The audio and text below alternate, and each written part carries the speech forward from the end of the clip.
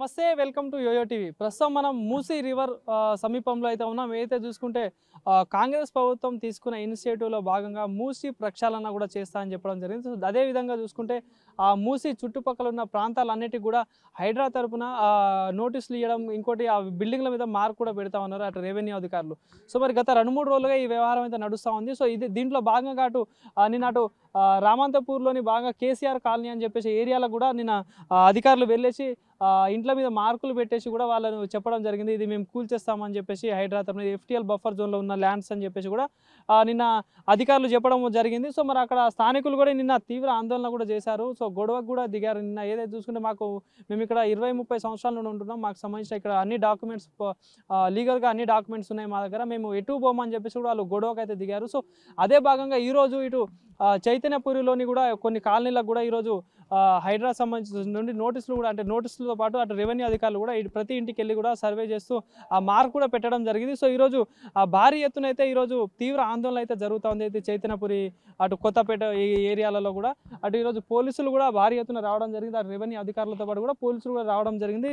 వాళ్ళకి మద్దతుగా ఎవరైతే ఇక్కడ స్థానికులకి మద్దతుగా కూడా అటు బీజేపీ పార్టీ నుండి కూడా అటు ఎంపీ ఈటెల రాజేందర్ గారు కానీ అటు ఇంకోటి ఎమ్మెల్యే ఏలేటి మహేశ్వర్ రెడ్డి గారి ఆధ్వర్యంలో ఈరోజు వాళ్ళకి మద్దతుగా అయితే ఇక్కడ రావడం జరిగింది. అటు రెవెన్యూ అధికారులతోని అటు ఎమ్మెల్యే కానీ ఎంపీ గారు కానీ మాట్లాడుతూ ప్రజలకైతే భరోసా అయితే ఇస్తున్నారు. కానీ అటు ప్రజలు తీవ్ర భయాందోళనకు అయితే గురవుతా ఉన్నారు. ఎందుకంటే మేము ఎలాంటి అక్రమంగా కట్టుకోలేదు, మేము రూపాయి కూడబెట్టి కష్టపడి కట్టుకున్న ఇల్లులు ఇవన్నీ మాకు, మేము ఇప్పటికిప్పుడు పొమ్మంటే ఎక్కడికి పోవాలని చెప్పేసి కూడా ఇక్కడ స్థానికులు చెప్తున్న మాటలు కనిపిస్తాయి. అటు అధికారులు కూడా ఇక్కడ నుండి మీరు ఖాళీ చేయాలి, లేకపోతే కూల్చేస్తాం, మిమ్మల్ని ఇక్కడ నుండి ఖాళీ చేసి ఏదైతే డబల్ బెడ్రూమ్లు ఇస్తామని చెప్పేసి కూడా అటు అధికారులు చెప్తున్నారని చెప్పేసి మనకు తెలుస్తున్న సమాచారం. సో మరి ఇక్కడ స్థానికులతో మాట్లాడించే ప్రయత్నం చేయాలి. ఎందుకంటే ఇప్పుడు ఏదైతే ఈ మూసీ చుట్టుపక్కల ఉన్న ప్రాంతాలను కూడా కొత్తగా నిర్మాణం చేస్తున్న ఇల్లు కొన్ని ఉన్నాయి, గతంలో కట్టుకున్న ఇల్లులు కూడా కొన్ని ఉన్నాయి. ఈ అన్నిట్లన్నీ కూడా నోటీసులు ఇచ్చారని చెప్పేసి కూడా అటు అధికారులు చెప్తా ఉన్నారు, స్థానికులు కూడా చెప్తా ఉన్నారు. మనం మాట్లాడించే ప్రయత్నం చేద్దాం. ఇక్కడ చాలా మంది స్థానికులు ఉన్నారు.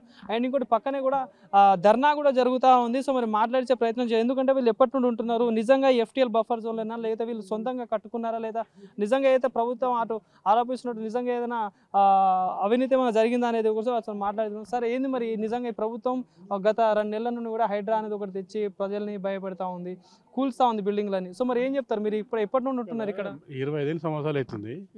ఇక్కడ యాక్చువల్గా పర్మిషన్ ఇవ్వద్దు. కొనేటప్పుడు ఒక అమ్మినోడు పోయిండు, కొన్న వాళ్ళు ఇబ్బంది కదా.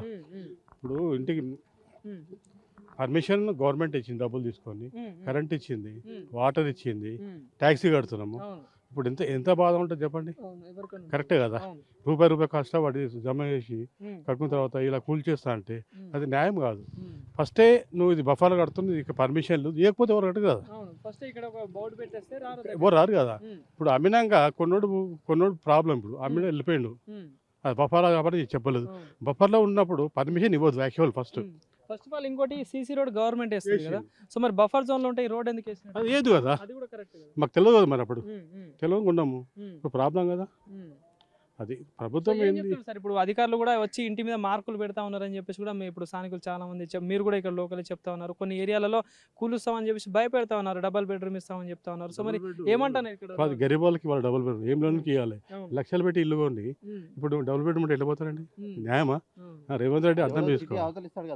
ఇప్పుడు సిటీలో ఇక్కడ ఉండి ఇక పిల్లలు స్కూల్స్ జాబ్స్ ఉంటాయి, ఎక్కడో ఇస్తే మళ్ళీ అంతే ప్రాబ్లం అవుతుందండి. సరే ప్రభుత్వం చేసింది నిజంగా అది స్టార్టింగ్లో ఉండాలి. ఇక్కడ పర్మిషన్ ఇచ్చింది కాంగ్రెస్ గవర్నమెంట్లో ఉన్నాయి పర్మిషన్లు. మీరు వాళ్ళే వచ్చేది కట్టిందంతా ట్యాక్స్ అని గవర్నమెంట్ కట్టారు. ఇప్పుడు మాకు ఇబ్బంది ఏంటంటే అంతా బాగుంది. ఇప్పుడు మామూలు మిడిల్ క్లాస్ వాళ్ళు తీసుకున్న బాగుంటుంది, మాకు కొన్న ఇబ్బంది కదా. ఇప్పుడు ఇది చాలా ఇది అయితే ఘోరం. ఇటువంటిది ప్రభుత్వం ఏదైతే తీసుకునే ఇనిషియేటివ్ ఏదైతే ఉందో హైడ్రా అని చెప్పేసి ఇట్లా పేదవాళ్ళ మీద, అంటే పేదవాళ్ళ జోలికి రానని చెప్పేసి గతంలో రేవంత్ రెడ్డి గారు కూడా చెప్పడం జరిగింది. కానీ ఇప్పుడు విల్లా చిన్నోడు కోట్లు పెడితే కొంటాడు, వాడు అమ్ముతాడు, బయట కొంటాడు. ఈ చిన్న 60 గజాలు 70 గజాలు 100 గజాల లోపల ఏడ కొంటారండి? లక్షలు పెట్టి కొన్నాము. అప్పుడు 5 లక్షలు పట్టింది, కట్టడానికి 20 లక్షలు అయింది, 30 లక్షలు పెట్టి ఇవాళ డబ్బులు పెట్టి ఏముంటుంది అలా? చిన్న రూమ్లు ఉంటాయి. అదే ఒక ఫ్లోర్ ఇస్తాడు. ఇక్కడ మన 100 గదాలు ఇచ్చిపెట్టి ఆడ ఎందుకు పోతాం? కట్టుకోము, ఫ్యామిలీస్ అయితే ఉంటారు. చాలా ఇబ్బందికరము. రేవంత్ రెడ్డి అర్థం చేసుకోవాలి. ఇది గవర్నమెంట్ ఏదో చేయాలనుకుంటుంది, కానీ నిజంగా ఆనుకున్న కొన్ని కబ్జాలు ఉన్నాయి, అది తీసేయండి. పర్మిషన్ ఎఫ్టీఎల్ బఫర్ జోన్ లో ఉన్న ఏరియాలు ఫుల్ ట్యాంక్ లెవెల్ ఇదంతా నీళ్ళు వస్తాయని చెప్పేసి ఎప్పుడు రావు వీటికి, ఎప్పుడు గొడ్డెక్కలు నీళ్ళు అటు కిందికి వెళ్ళిపోతే కానీ ఏ రోజు కూడా ఇళ్ళకి నీళ్ళు రాలేదు. వాస్తవం చెప్తున్నా, నేను ఇక్కడనే పుట్టి ఇక్కడ పెరిగినా, కాకపోతే ఎప్పుడు నీళ్ళు పైకైతే రాలేదు. కాకపోతే గవర్నమెంట్ ఏదో రోడ్లు వేసేదో కాంప్లెక్స్ కడతాను వాళ్ళు ప్లాన్ వేసారు, కానీ నిజంగా కబ్జా పెట్టి అటువంటి కట్టేయమండి. కొన్నాళ్ళు మొత్తం డిసిషన్ ఉన్న మాత్రం ఆపేసేయాలి. అది ఎందుకంటే కరెంట్ ఇచ్చారు మీరే, పర్మిషన్ మీరు ఇచ్చారు, వాటర్ ఇచ్చారు, కూల్చేసి ఎంత ఇబ్బంది. సామాన్య పబ్లిక్ అండి, రూపాయి కష్టపడి కొన్న ఇల్లు కూల్చేసిన తప్పు కదా. కానీ మరి ప్రజాపాలన అన్నారు, ప్రజల ప్రభుత్వం అన్నారు, మరి ఆ ప్రజల ప్రభుత్వంలో ప్రజల పేదవాళ్ళకే అన్యాయం జరుగుతుంది కనిపిస్తుంది మనకు కూడా. సో ఏం చెప్తారు సార్ మరి? ఇదైతే ఇది చాలా గరీబ్ వాళ్ళకు, చాలా మిడిల్ క్లాస్ పబ్లిక్ చాలా ప్రాబ్లం అండి. ఇది చెప్పేదేముంది, వాళ్ళు ఏడుస్తారు పాపం. ఎట్లాంటి బాధ ఉంటుంది ఎవరికైనా, కానీ పిల్లలు ఉన్నారు, స్కూల్స్ ఉంటాయి, చాలా ఇబ్బంది. సరే రేవంత్ రెడ్డి ఏమనుకుంటుండో, ఏమైనా ఉద్దేశం ఏముందో, కానీ ఇదైతే సామాన్య పబ్లిక్ మాత్రం చాలా ఇబ్బందికరమైనది. ఇటువంటి చర్యలు మానుకుంటే బాగుంటుంది నా ఉద్దేశం అండి. మేము ఇక్కడ 28 ఇయర్స్ నుంచి ఉన్నామండి ఇక్కడ సత్యానగర్లో. మేము ఎప్పుడు కానీ ఇలాంటిది ఎప్పుడు చూడలేదండి. కానీ ఈ మా ముంగట్నే కట్టినాయండి ఇవి, 15 ఏళ్ళు నుంచి కట్టినాయండి ఇవి. ఇప్పుడు 15 ఏళ్ళ ముందు మీరు ఇచ్చితేనే కదా వాళ్ళు కట్టారండి. ఇప్పుడు మేము కొట్టేస్తామంటే ఇప్పుడు ఫుల్ ట్యాంక్ లెవెల్ అన్నారు, 10 మీటర్లు కొట్టేస్తే ఏ బాధ ఉండదండి. ఇప్పుడు 60 మీటర్లు ఫుల్ ట్యాంక్ లెవెల్ 10 మీటర్లు అంటారు, బఫర్ జోన్ 50 మీటర్లు అంటారు. ఇప్పుడు 60 మీటర్లు కొట్టి అది న్యాయమా అండి? ప్రభుత్వానికి న్యాయం కాదు కదండి. పబ్లిక్ని నాశనం చేసి నువ్వు ఏం చేస్తావండి? పబ్లిక్ను గోల చేసి వాళ్ళని నాశనం చేసి, వాళ్ళ బతుకులు నాశనం చేసి, వాళ్ళు కూడు కొట్టి, వాళ్ళు ఇల్లు కొట్టి, తలపైన నువ్వు చేసి పెట్టి ఏం చేస్తావు అండి? రాజకీయం చేస్తే డెవలప్ చేయండి. ఇప్పుడు మూసి ఉంది అండి, ఇప్పుడు ఆంధ్రాలో కట్టినట్టు గోడ కట్టండి, ఇప్పుడు వాళ్ళు కట్టండి, ఒక 20 ఫీట్లు వాళ్ళు కట్టండి. వాళ్ళు కట్టిన తర్వాత దాన్ని ఏదైనా చేయండి. ఇప్పుడు వాళ్ళు కట్టుకోకుండా ఇండ్లు కొడితే ఏం లాభం అండి? వాళ్ళు కట్టండి. ఇదంతా మూసికి సంబంధించిన ల్యాండ్, ప్రజలు దీన్ని ఆక్రమించుకున్నారని చెప్పి ఫుల్ ట్యాంక్ లెవెల్ కాడి నుంచి కొంచెం దూరం తీసుకొని వాళ్ళు కట్టండి. వాళ్ళు కట్టిన తర్వాత సేఫ్టీ ఉంటుంది కండి అందరికీ. ఇప్పుడు ఇండ్లు కొట్టేస్తే ఏం లాభం అండి? ఇప్పుడు ఇండ్లు కొడితే ఏం లాభం వస్తుంది? మీరు వాళ్ళు కట్టండి, వాళ్ళు కట్టండి. ఫుల్ ట్యాంక్ లెవెల్ తర్వాత 10 మీటర్ల తర్వాత, పోనీ 15 మీటర్ల తర్వాత మీరు వాళ్ళు కట్టండి. వాళ్ళు కడితే సరిపోతుంది కదండి. ఇల్లు కొట్టేది పబ్లిక్ నాశనం చేయడం ఎంతవరకు సమానం చేస్తాము? అది అర్థం చేసుకోవాలండి రేవంత్ రెడ్డి. ఆయనకు ప్రభుత్వం అధికారం ఇచ్చిందని ఏదంటే అది చేస్తే కాదండి. పబ్లిక్ను సుఖం అది కాదండి, పబ్లిక్ను సుఖపెట్టినవాడు రాజండి. పబ్లిక్ సుఖంగా ఉండి సుఖంగా పరిపాలన చేసినవాడు రాజండి. అలా ఉండాలి. కానీ ఇలా దుఃఖపెట్టి ఏడిపించి వాళ్ళని నాశనం చేసి హార్ట్ అటాక్లు, గుండె పోట్లు ఉండేటోళ్ళు ఉండరు. అలా చేసి దౌర్జన్యం కాదండి అది. కాబట్టి రోడ్లో పడిపోతున్నారు.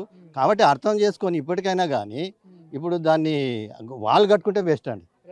కొంచెము 15 మీటర్లు ఎంతో కొంత తీసుకొని వాళ్ళు కట్టుకుంటే బెటర్. చెప్పండి అన్న, మీరు చెప్పండి. ఏదైతే ఈ హైడ్రా అనేది తెచ్చింది, సో ఇట్లా అక్రమంగా అంటే కట్టుకున్నారు, అందుకే కూలుస్తాం అని చెప్పేసి అటు అధికారులు చెప్తా ఉన్నారు, రోజు మనం వార్తల్లో చూస్తా ఉన్నాం. సో ఎంతవరకు? ఫస్ట్ పాయింట్ వచ్చేసరికి మూసీ మీద అక్రమంగా కట్టుకున్నారు అనేది కరెక్ట్ మాట కాదు. ఇప్పుడు ఒక్క నిమిషము ఇక్కడ ఆలోచించాల్సింది ఏంటంటే, మూసీ ఏదైతే బార్డర్ ఉందో ఆ బార్డర్ తర్వాత సేల్ డీడ్ చేయడానికి రిజిస్ట్రేషన్ తరపున కానీ, రెవెన్యూ డిపార్ట్మెంట్ వాళ్ళు కానీ ఇవన్నీ సర్వే నెంబర్లు ఇవన్నీ తీసుకొని ఎలా సేల్ డీడ్లు చేశారు, జిహెచ్ఎంసీ వాళ్ళు పర్మిషన్స్ ఎలా ఇచ్చారు, తర్వాత రోడ్లు ఎలా వేశారు, ఎలక్ట్రిసిటీ వైర్ మీటర్లు ఇవన్నీ ఎలా ఇచ్చారు, ఇవన్నీ ఇచ్చిన తర్వాత కూడా మూసీ మీద అక్రమంగా కట్టుకున్నారు అంటే సేల్ డీడ్లు చేసుకున్న వాళ్ళు అప్పట్లో వేలు పెట్టి కొనుక్కున్నారు, తర్వాత లక్షలు పెట్టి కొనుక్కున్నారు, ఇప్పుడు కోట్లు అవుతున్నాయి. మరి కొనుక్కున్న వాళ్ళందరూ జనాలందరూ పిచ్చోళ్ళ? ఇప్పుడు రెంట్లకు ఉంటున్నారు. రెంట్లకు ఉండే వాళ్ళ పరిస్థితి మీరు ఖాళీ చేసేయండి అని అంటే ఇచ్చిన అడ్వాన్సులు తిరిగి వస్తాయా? రావుగా. కట్టుకున్న వాళ్ళ పరిస్థితులు ఇప్పుడు తల్లిదండ్రులు ఇంట్లో ఉంటారు, బిడ్డలేమో వేరే ఊళ్ళల్లో ఉద్యోగాలు చేస్తారు, కాయా కష్టం చేసి సంపాదించుకున్న డబ్బులతోనే కట్టుకునేది. లోన్లు తీసుకుంటారు, లోన్లు ఇచ్చేటప్పుడు క్లియర్గా లేదా అని చెప్పని మాట్లాడతారు. లోన్లు ఇచ్చేటప్పుడు క్లియర్గా లేదు అని అంటే బ్యాంక్ కూడా ఏం ఆలోచిస్తాడు? ఓన్లీ ప్రాపర్టీ ట్యాక్స్లు ఉన్నాయా, సేల్ డీడ్స్ ఉన్నాయా, లింక్ డీడ్స్ ఉన్నాయా, పర్మిషన్ కాపీస్ ఉన్నాయా, ఇవి చెక్ చేస్తాడు. ఇది మూసీలోకి ఉంది, ఇది హైడ్రాలోకి వస్తుంది ఎప్పుడైనా అని చెప్పి ఇవన్నీ ఉన్నాయి. హైడ్రా ఇప్పుడు వచ్చింది, ఇంతకు ముందు ఉందా హైడ్రా? సర్వే నెంబర్ ప్రొహిబిటెడ్లో పెట్టాలి కదా. ఇప్పుడు ఆన్లైన్లోకి ఎక్కినాయని చెప్పి సర్వే నెంబర్లో ప్రొహిబిటెడ్లో పెట్టి కొన్ని ఏరియాలు సర్వే నెంబర్ ప్రొహిబిటెడ్లో పెడుతున్నారు. మరి జమానా కాలంలో నుంచి వస్తున్నది. మరి అప్పుడు ఈ ల్యాండ్ మేము రిజిస్ట్రేషన్స్ చేయకూడదు, మూసీకి దగ్గరలో ఉంది, ఇది ఎప్పటికైనా ఎక్స్టెండ్ అవుతుంది అని చెప్పని అప్పుడే చెప్తే వీళ్ళెవరు కొనకుండా వెళ్ళిపోతారు.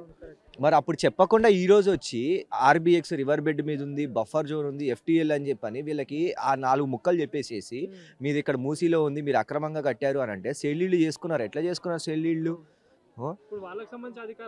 సేల్లీళ్ళు చేసుకున్నారా? ఇప్పుడు ఇవన్నీ కూడా ఆంధ్ర రాష్ట్రం, తెలంగాణ రాష్ట్రం మరి వచ్చినప్పుడు మూసి ఉందిగా. మరి అప్పటి నుంచి లేనిది, నైజాంలో ఉన్నప్పటి నుంచి లేనిది, మరి ఈ రోజు ఎందుకు వచ్చింది? మరి ఇన్ని గవర్నమెంట్ల దగ్గర నుంచి లేనిది. ఒక టౌన్ ప్లానర్ ఏడి సర్వే చేసిన దానికి మాస్టర్ ప్లాన్ సంవత్సరం అప్డేట్ చేసుకుంటా పోతాడా? 5 సంవత్సరాలకు ఒకసారి అప్డేట్ చేసుకుంటా పోతాడా? మాస్టర్ ప్లాన్ అప్డేట్ అయినప్పుడైనా కానీ ఒక కమిటీ పెట్టారా? ఏమన్నా మాట్లాడారా? ఇట్లుంది పరిస్థితి అని చెప్పి మాట్లాడారా? వచ్చేది మీకు డబుల్ బెడ్రూమ్ ఇల్లు ఇస్తాము అంటే ఇటుక పెట్టే అంత డబుల్ బెడ్రూమ్ ఇంట్లో 4-5 ఉండాలంటే ఎట్లుంటారు? ఇష్టపడి కొనుక్కున్నది ఇంటీరియర్ కానీ, ఇన్ఫ్రాస్ట్రక్చర్ కానీ అన్నీ ఇష్టపడి చేయించుకున్నవి. ఇవన్నీ కూడా ఎక్కడికి వెళ్తాయి? చేయించుకునే దానికి ఎంత ఖర్చు అవుతుంది? ల్యాండ్ కొనదానికి ఖర్చు, పర్మిషన్లు తీసుకున్న దానికి ఖర్చు, మళ్ళీ బిల్డింగ్ కట్టుకున్న దానికి ఖర్చు, మెటీరియల్ ఖర్చులు, ఇవన్నీ కోట్లు. ఎంత మంచిగా ఉన్న కాలనీ, ఏ రోజైనా వర్షం వస్తే నీళ్లు నిలుస్తాయా? ఈ రోడ్లు చూడండి ఎంత నీట్గా ఉన్నాయి, నీళ్లు నిలుస్తాయా? మూసీకి అసలు ఏ రోజైనా మాకు ప్రాబ్లం అయ్యింది.